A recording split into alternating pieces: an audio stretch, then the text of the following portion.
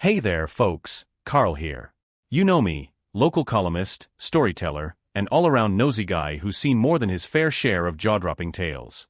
But today, I'm bringing you something that even I had trouble wrapping my head around. Buckle up, because this one's a roller coaster. So picture this, it's late evening in a quiet suburban neighborhood.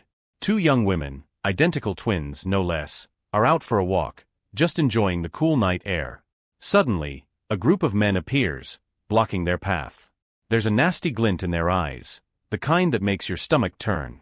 It's not long before the insults start flying, ugly, hateful words that cut deeper than any knife. But the twins? They stand tall, refusing to be intimidated. And that's when things take a turn. One of the men steps forward, and in an instant, chaos erupts. What the gang doesn't know, what they couldn't possibly have guessed, is that one of these young women is not someone you mess with. She's trained, she's fearless, and she's about to show them exactly why they should have picked another target. Before anyone can process what's happening, fists are flying, bodies are hitting the pavement, and the quiet suburban street transforms into the scene of a battle. The gang thought they had the upper hand, but they were dead wrong. Now, before I tell you how it all ends, let's take a step back. Who are these twin sisters? How did they end up in this situation?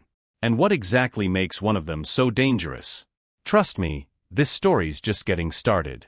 It all began a few weeks earlier when the sisters, Renee and Rachel Carter, moved to town. They'd grown up in the city, but after years of saving up, they decided to settle in a quieter place, somewhere they could build new lives and chase their dreams. Renee had just landed a teaching job at the local elementary school, while Rachel was working as a freelance fitness trainer. At first, things were great. The neighbors seemed friendly enough, and the sisters quickly became known for their warm smiles and identical faces that made people do double takes. But beneath the surface, not everyone was thrilled about their arrival. You see, this neighborhood wasn't as welcoming as it seemed. There were a few bad apples, guys who liked to think they ran the place. They didn't like outsiders, especially not ones who looked like Renee and Rachel. It started with small things, side eyes at the grocery store, muttered slurs as they walked by. The twins ignored it, chalking it up to ignorance. But things escalated quickly. One night, someone keyed their car. Another time, they found trash dumped all over their front yard. Renee wanted to report it to the police, but Rachel shook her head. "We don't need to start trouble," she said. "Let's just keep our heads down and live our lives." What Rachel didn't say, what Renee didn't know, was that Rachel had seen this kind of behavior before. And unlike her sister, Rachel wasn't the type to turn the other cheek. She couldn't be. You see, before Rachel became a fitness trainer, she was something else entirely. For years, she'd trained in Krav Maga, a martial art designed for real-world self-defense. She'd taught women how to protect themselves, how to fight back when cornered. But that life felt like a distant memory now. She'd moved to the suburbs to start fresh, to leave all that behind. Or so she thought. The night of the attack started like any other. The twins were walking down a quiet street, chatting about their day. Rachel was telling a funny story about one of her clients when she noticed them, a group of 6 men standing on the corner watching. She felt it before she saw it, the shift in the air, the tension that prickled her skin. "Let's cross the street," Rachel said, her voice low. Renee frowned. "Why? We're not doing anything wrong." But before they could move, the men stepped forward, blocking their path. The leader, a tall guy with a shaved head and a smug grin, spoke first. Well, what do we have here?" he said, his tone dripping with mockery. Renee stiffened, but Rachel stayed calm, her mind already calculating. She scanned their stances, their hands, their weapons, or lack thereof. These guys were cocky, but they weren't trained. That was something, at least. "Move," Rachel said, her voice steady but firm. The leader laughed. "Or what? You gonna cry for mommy?" The others joined in, their laughter echoing in the empty street. But when Rachel took a step forward, her posture relaxed but deliberate, the laughter stopped. Something in her eyes made them hesitate, just for a moment. And then one of them made the mistake of grabbing Renee's arm. What happened next was a blur. Rachel moved like lightning, her years of training kicking in as if no time had passed. She broke the man's grip with a sharp twist of his wrist and delivered a strike to his chest that sent him sprawling. The others froze for a second, stunned. But that second was all Rachel needed. She turned to face the rest of the group, her stance low, her fists ready. "You wanted a fight, she said, her voice low and dangerous. You've got one. The gang hesitated, unsure of what to do. But when one of them lunged forward with a wild punch, Rachel was ready. She ducked, countered with a strike to his jaw, and sent him crashing into the pavement. By now, Renee was backing away, her eyes wide with shock. She'd never seen her sister like this.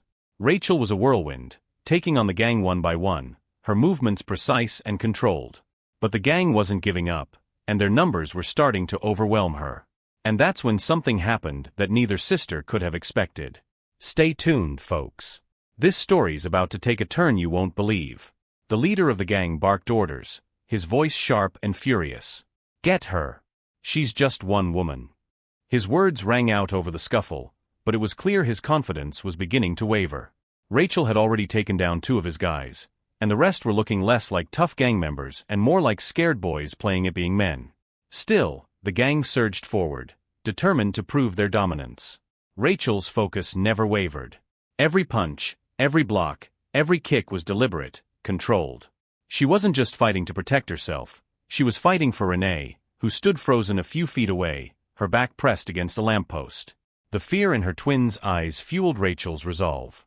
She wasn't going to let anything happen to her sister. Not tonight. Not ever. But numbers have a way of wearing even the strongest down. One of the men managed to grab Rachel from behind, locking his arms around her chest. Another charged forward, swinging a metal pipe he'd picked up from the ground. Rachel twisted, breaking free just in time to avoid the pipe, but she stumbled, her footing momentarily unsteady. Rachel, watch out. Renee screamed, her voice breaking through the chaos. Rachel turned just in time to see 2 more men advancing on her. She braced herself, ready to fight them off, when something unexpected happened. Renee, who had been paralyzed with fear just moments ago, suddenly sprang into action. She grabbed a large rock from the ground and hurled it with all her might, hitting one of the men square in the head. He let out a yelp and dropped to his knees, clutching his temple. Stay away from her. Renee shouted, her voice trembling but firm. For the first time, the gang seemed unsure of themselves. This wasn't going the way they'd planned. Rachel seized the opportunity. She delivered a swift roundhouse kick to the man closest to her, sending him sprawling into the others. The leader, still standing at the edge of the chaos, clenched his fists and shouted, "Enough. Surround them." The men regrouped, forming a loose circle around the twins. Rachel's chest heaved as she assessed the situation. She'd taken down 3, but there were still 4 left, including the leader. And now, they were cornered. "Renee," Rachel said quietly, not taking her eyes off the gang. "When I say go, you run. Don't look back." Renee shook her head, tears streaming down her face. "I'm not leaving you." "You have to," Rachel insisted. "Please just trust me." Before Renee could respond, the leader stepped forward, a cruel smirk on his face. "You put up a good fight, I'll give you that," he said, his tone mocking. "But you're outnumbered. You should have stayed in your place." Rachel narrowed her eyes, her fists tightening. "Funny. That's exactly what I was thinking about you." The leader's smirk faltered for a moment, but he quickly covered it with a sneer. "Big talk for someone who's about to." A sudden sound cut him off, a car engine roaring to life in the distance. The gang turned their heads, distracted by the noise. Rachel didn't waste a second. She grabbed Renee's arm and whispered, "Run. Now." Renee hesitated, but the look in Rachel's eyes left no room for argument. She turned and bolted down the street, her footsteps echoing in the night. The gang started to chase after her, but Rachel stepped in their path, blocking their way. "You're not going anywhere," she said, her voice cold as steel. The leader let out an exasperated growl. "You're really willing to throw your life away for her?" Rachel tilted her head, a small defiant smile playing on her lips. "I don't throw anything away. But you? You're about to lose everything." The leader lunged at her, his fists swinging wildly. Rachel ducked and countered with a swift elbow to his stomach, knocking the wind out of him. The others hesitated, unsure whether to join the fight or cut their losses. But before they could decide, the sound of screeching tires filled the air. A pickup truck came skidding around the corner, its headlights cutting through the darkness. The driver, a burly man in his late 50s, leaned out the window and shouted, "Get away from her." It was Mr. Jenkins, the twins' neighbor, who had apparently seen enough to intervene. The gang scattered, running in different directions as the truck roared toward them. Rachel stepped back, her hands still clenched into fists, as Mr. Jenkins slammed on the brakes and jumped out. He looked at Rachel, his eyes wide with concern. "Are you okay?" Rachel nodded, her adrenaline still pumping. "I'm fine." "Renee, did you see where she went?" Before Jenkins could answer, one of the gang members, emboldened by the distraction, tried to sneak up on Rachel from behind. But she was ready. She spun around, grabbed his wrist, and flipped him onto the ground with a move so quick, it was over before anyone could react. Jenkins let out a low whistle. "Remind me not to get on your bad side." Rachel allowed herself a small smile, but it quickly faded. "Thanks for the assist," she said, glancing around. "But this isn't over. They'll be back." Jenkins frowned, his expression grim. "Not if I have anything to say about it." The two of them piled into the truck and took off in the direction Renee had run. Rachel's mind raced as they drove, her heart pounding in her chest. She'd protected her sister for now, but this wasn't the end. The gang wouldn't take this defeat lying down. And as Rachel stared out into the dark streets, she couldn't shake the feeling that something even worse was coming. Stay tuned, folks. Things are about to get even more intense. The truck roared down the empty streets, its headlights cutting through the thick darkness. Rachel gripped the doorframe tightly, her eyes scanning the shadows for any sign of Renee. Her mind was racing, replaying the attack over and over again. She knew her sister had gotten a head start, but Rachel's gut told her the gang wasn't going to let this go. Not after the humiliation they'd just suffered. "Where do you think she went?" Jenkins asked, his voice steady but tinged with urgency. Rachel shook her head, her voice calm despite the storm raging inside her. "She'll head somewhere with lights, somewhere safe. Renee's smart, she'll know to stay visible." As the truck sped toward the main road, Rachel's phone buzzed in her pocket. She pulled it out, her heart leaping when she saw Renee's name on the screen. "Renee," she answered, her voice sharp with worry. "Where are you?" I'm at the diner," Renee's shaky voice came through. Rachel could hear the tremble in her sister's breath. "I didn't know where else to go." Relief washed over Rachel, but it was short-lived. "Stay there," she said firmly. "Don't leave, and don't talk to anyone. We're on our way." Rachel hung up and turned to Jenkins. "She's at Johnny's diner." Jenkins nodded, his hands tightening on the steering wheel. "We'll get there in 5 minutes." "You think they're still after her?" Rachel's jaw tightened. "They don't give up easily. I wouldn't put it past them." When they pulled up to the diner, Rachel spotted Renee sitting by the window, her face pale and her hands gripping a mug of coffee like it was a lifeline. Rachel's heart ached at the sight, but she didn't have time to dwell on it. She jumped out of the truck and ran inside, the bell over the door jangling loudly. Renee looked up, her eyes wide with relief. "Rachel." Rachel pulled her sister into a tight hug, her hand resting protectively on the back of Renee's head. "It's okay," she murmured. "You're safe now." Jenkins followed them inside, his gaze scanning the parking lot through the diner's glass windows. "No sign of them," he muttered. "But that doesn't mean they won't show up." Rachel led Renee to a booth at the back of the diner, her instincts on high alert. She couldn't shake the feeling that something was coming. The waitress came over, her face kind but curious, and offered them refills on coffee. Rachel politely declined, her focus entirely on Renee. "What happened back there?" Renee asked, her voice barely above a whisper. You were like a completely different person." Rachel hesitated. She'd always avoided talking about her past, not because she was ashamed, but because she didn't want Renee to see her as anything other than a sister. But after tonight, there was no avoiding it. "I trained for this kind of thing," Rachel said carefully. "For years, I learned how to defend myself, how to fight when there's no other option." Renee's brow furrowed. "Why didn't you ever tell me?" Rachel sighed. "Because I didn't think I'd ever have to use it again. I thought, moving here was a chance to leave all that behind." Renee reached out and grabbed her sister's hand. "Well, I'm glad you didn't leave it behind. I don't know what I would have done without you tonight." Rachel gave her a small smile, but it didn't reach her eyes. "This isn't over, Renee. Those guys, people like them, they don't stop until they're forced to." Before Renee could respond, Jenkins cleared his throat. Ladies, we've got company." Rachel turned to see a black SUV pulling into the diner's parking lot. Her stomach dropped. The leader of the gang climbed out, his face dark with anger, and behind him, more men followed, their silhouettes illuminated by the diner's neon lights. This time, there were more of them, at least 10. "Stay here," Rachel said, her voice steady but firm. "Lock the door behind me." "What? No. You can't go out there alone." Renee protested, panic rising in her voice. Rachel placed her hands on her sister's shoulders and looked her in the eye. "I can handle this. But I need you to stay safe. Please, Renee. Trust me." Jenkins stood up, his expression grim. "You're not going out there by yourself. I've got a shotgun in my truck. If they want trouble, we'll give it to them." Rachel shook her head. "No guns. Not yet. Let me talk to them first." With that, she stepped outside, her heart pounding but her mind razor-sharp. The gang was waiting, their leader standing at the front with a smug expression. "You think you're tough, don't you?" he sneered. "Let's see how tough you are now." Rachel didn't flinch. She stepped forward, her stance calm but ready. "You've already lost once tonight. You really want to go for round 2? The leader's smirk faltered, but he quickly recovered.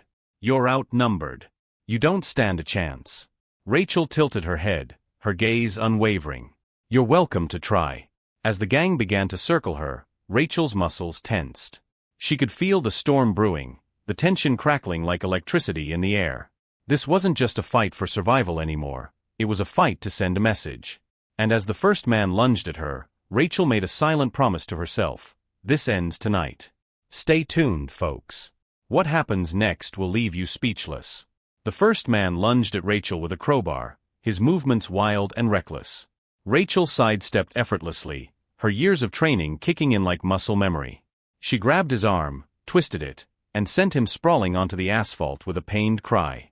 The rest of the gang hesitated for a brief moment, clearly not expecting her to handle the situation with such ease. The leader, a guy who called himself Brock, stepped forward, his face twisted in a mixture of anger and disbelief. "Get her," he barked, his voice cracking slightly. "She's just one woman." The gang moved as a unit this time, circling Rachel like predators closing in on their prey. She crouched slightly, her stance low and solid, her sharp eyes scanning each of them for weaknesses. "You had your chance to walk away," she said, her voice calm but laced with steel. "You won't get another." They rushed her all at once. The first 2 men swung at her simultaneously. Rachel ducked under the first swing and countered with a sharp elbow to the ribs of the second attacker. He doubled over, gasping for air, while the first man staggered backward, unbalanced. Rachel turned and delivered a powerful sidekick that sent him stumbling into another man, knocking them both to the ground. But the numbers were working against her. A man grabbed her from behind, locking his arms around her chest. Another moved in with a tire iron, his smirk confident. Rachel reacted instantly, slamming her head backward into the face of the man holding her. He yelped and released her, blood streaming from his nose. Rachel spun and caught the tire iron mid-swing, yanking it from the other man's hands and tossing it out of reach. Brock stood back, watching his men fall one by one, his face growing darker with each loss. "You're making a big mistake," he snarled. "You think you can just humiliate us like this?" Rachel didn't respond. She was too busy dodging another attacker, spinning around him and delivering a precise strike to the back of his knee. He collapsed with a shout, clutching his leg as he hit the pavement. Inside the diner, Renee watched the chaos unfold, her heart pounding so hard she could hear it in her ears. Jenkins stood by the door, his shotgun ready, but Rachel's earlier warning echoed in his mind. No guns. Not yet. He muttered under his breath. She's out there taking on 10 guys like it's a Tuesday workout. Renee's hands clenched into fists. She couldn't just sit there. Rachel had told her to stay safe, but watching her sister fight alone was unbearable. She looked around the diner for anything she could use as a weapon and spotted a fire extinguisher hanging on the wall. Meanwhile, outside, the fight was reaching its boiling point. Rachel had taken down more than half of the gang, but she was starting to feel the strain. A punch connected with her side, making her stagger, and another man used the opportunity to grab her arm. She twisted free, but it cost her a second too long, and another attacker managed to land a kick to her leg. "Getting tired?" Brock taunted, stepping closer with a crowbar in hand. "I told you, you don't stand a chance." Rachel gritted her teeth, forcing herself to stand tall despite the ache in her body. "You talk too much," she shot back. Brock swung the crowbar, aiming for her head, but Rachel ducked just in time. She grabbed his arm, twisting it sharply, and he howled in pain. She used his own momentum to throw him to the ground, but as she turned to face the others, one of them hit her from behind with a wooden plank. She stumbled, falling to her knees. "Now we've got her," one of them shouted. Just as Brock picked himself up, preparing to strike again, the door to the diner flew open with a loud crash. Renee stormed out, the fire extinguisher in her hands. "Get away from my sister," she screamed. Before anyone could react, she pulled the pin and sprayed the gang with a powerful blast of foam. The men shouted in surprise, flailing as the thick white spray blinded them. Rachel used the chaos to her advantage, springing to her feet and delivering a devastating punch to the nearest man. Renee tossed the extinguisher to her sister, who swung it like a club, knocking another attacker flat. Brock wiped foam from his face, his rage boiling over. "You're dead," he roared, charging at Rachel. But she was ready. She sidestepped his clumsy attack and delivered a roundhouse kick that sent him crashing to the ground, the crowbar clattering out of his hand. The sound of approaching sirens suddenly filled the air, red and blue lights flashing in the distance. The gang froze, their bravado crumbling as they realized what was happening. "Cops!" one of them shouted. "We gotta go." The gang scattered like cockroaches, leaving Brock on the ground, clutching his side and glaring up at Rachel. "This isn't over," he spat, his voice dripping with venom. Rachel leaned down, her face inches from his. "Yes, it is," she said quietly. "And if you ever come near me or my sister again, I'll make sure you regret it." The police car screeched to a halt, officers pouring out and surrounding the scene. Jenkins stepped forward, his hands raised in a gesture of compliance. "Glad you showed up," he said to one of the officers. "You might want to take this guy in before he causes any more trouble." As the police handcuffed Brock and began taking statements, Rachel and Renee finally allowed themselves to breathe. They stood together in the glow of the diner's neon lights, their faces smudged with dirt and sweat but filled with quiet relief.